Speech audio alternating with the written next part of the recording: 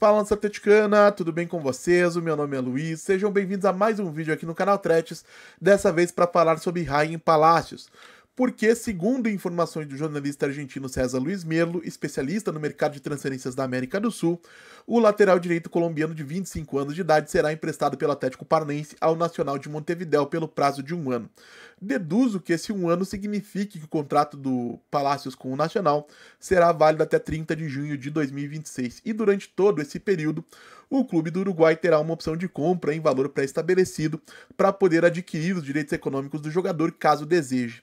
Isso significa, em última instância, que tudo correndo bem para o Palacios lá no futebol uruguaio, ele pode nunca mais vestir a camisa do Atlético Paranaense.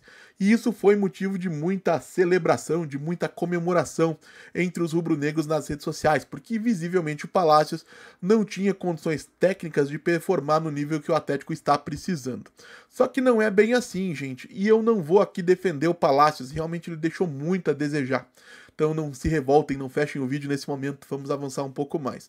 O que eu estou dizendo é que o caso do Palacios pode ser usado como exemplo, como gancho, para a gente ilustrar tudo que o Atlético tem feito de errado nessas incursões pelo mercado sul-americano. O que eu quero dizer com isso? O Palacios é um lateral relativamente jovem, chegou ao Atlético com 24 anos de idade, de um clube pequeno na Colômbia, que é o Fortaleza de Bogotá, e que em nenhuma hipótese poderia chegar a um Atlético em crise com a expectativa de que ele fosse solução ou titular de maneira imediata. Ele precisaria de tempo de adaptação para, quem sabe, em um ano e meio, entendendo o futebol brasileiro, se desenvolvendo tecnicamente, né, aumentando a intensidade do seu jogo, pudesse se tornar um lateral razoável, talvez um bom reserva e somente isso. E não foi isso que aconteceu. E por que não aconteceu? Porque o Atlético foi ao mercado para contratar um lateral de direito titular e trouxe o Dudu. E o Dudu, tecnicamente, é um lateral que deveria sobrar na Série B, isso eu reconheço, não tenho nenhuma dúvida em relação a isso. Gosto do jogo do Dudu. Só que o que a gente descobriu tempos depois é que o Atlético contratou o Dudu sabendo que ele tinha problemas físicos relativamente sérios e fechou a contratação assim mesmo. Então o Dudu teve muita dificuldade desde que foi contratado para se manter saudável, e quando esteve saudável, no pouco tempo em que ele esteve saudável, teve muita dificuldade para desempenhar no seu melhor nível. E aí a titularidade do Atlético, repito, em crise, pressionado para dar uma resposta depois de uma temporada extremamente frustrante em 2024, cai no colo de um lateral direito colombiano de 24 anos de idade que nunca tinha jogado no Brasil. E ele sente, ele até tem um bom início, marca gol na primeira partida, salvo engano, mas ele sente e imediatamente começa a perder rendimento e a torcida começa a criticá-lo muito pesadamente a ponto de que ele não entra em campo desde a metade de abril e com toda a razão. Então a grande questão aqui não é se o Palacios é bom ou se o Palacios é ruim, não é se o Dudu é bom ou se o Dudu é ruim. A grande questão é que, mais uma vez, como tem sido bastante corriqueiro nas últimas temporadas, o planejamento do Atlético, de modo mais amplo, em alguns casos em especial, como é o caso do Palacios, ele foi completamente nulo. O clube está se deixando levar pelos acontecimentos. E o que eu quero dizer com isso? Quando você contrata um jogador de um mercado menor, Colômbia, Paraguai, Chile, normalmente vai existir um período de adaptação em relação à técnica, em relação à parte física, em relação ao ritmo de jogo, em relação à intensidade. E o clube tem que sempre estar contando com isso, não contar necessariamente com esses jogadores como uma solução imediata para qualquer coisa, porque a tendência é que não seja assim e isso deve render uma série de frustrações. Além disso, o Atlético deveria fazer um esforço mais amplo para facilitar na adaptação desses jogadores. Então o clube poderia ter, por exemplo, como fazem alguns clubes no mercado europeu, um profissional, não precisa ser contratado do clube, funcionário do clube, mas alguém que o clube possa contratar ou possa indicar para que o jogador contrate para ajudá-lo na mudança, por exemplo, em encontrar uma casa, encontrar eventualmente escola para os filhos, em mostrar a cidade, abrir conta de banco, enfim, fazer toda a parte burocrática de uma mudança para que esse profissional que chega de um mercado diferente possa se concentrar única e exclusivamente em entender esse novo contexto, se adaptar o mais rapidamente possível a esse novo contexto. E não foi o caso do Palacios.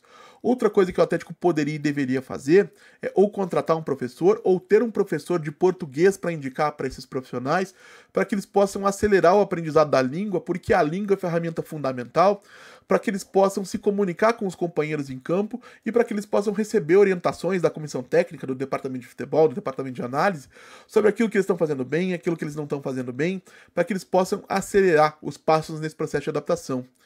E, em última instância, isso não significa que esses jogadores, seja o Palácio, seja qualquer outro, vai ter rendimento garantido caso o Atlético tenha esse cuidado. A grande questão é que o papel do clube quando investe nesses mercados é realmente fazer o máximo possível, fazer aquilo que for possível dentro de parâmetros de razoabilidade para maximizar essa possibilidade, para que eles possam ter maiores chances de triunfar. E não foi o que o Atlético fez com o Palácios. Ele chegou quase que com uma obrigação de resolver, não resolveu e 6 meses depois está indo embora.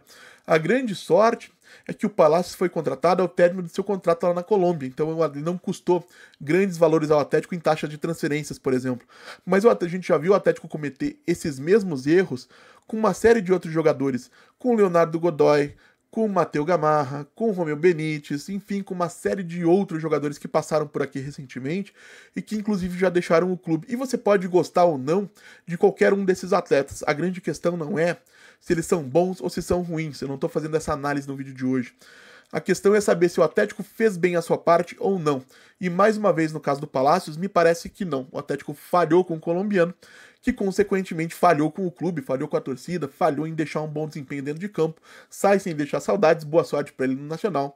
Tomara que tudo corra bem lá para que ele possa não voltar. Ninguém vai sentir saudade do Palácios no Atlético Paranaense. Mas quero saber também a opinião de vocês, claro, o que vocês acharam dessa passagem do Palácios pelo Atlético. Vocês acham que o clube fez a sua parte, não fez a sua parte? O Palácios tem muita culpa pelo que aconteceu ou tem menos culpa do que o Atlético? Deixem aí nos comentários, como eu sempre digo aqui, eu tô sempre olhando aquilo que vocês comentam. E se você está chegando agora, eu vou pedir que você deixe o seu like, se inscreva no canal Tretes. O objetivo em 2025 é chegar aos 100 mil inscritos, e se isso acontecer, vai ter premiações, lives e eventos especiais aí para os inscritos do canal.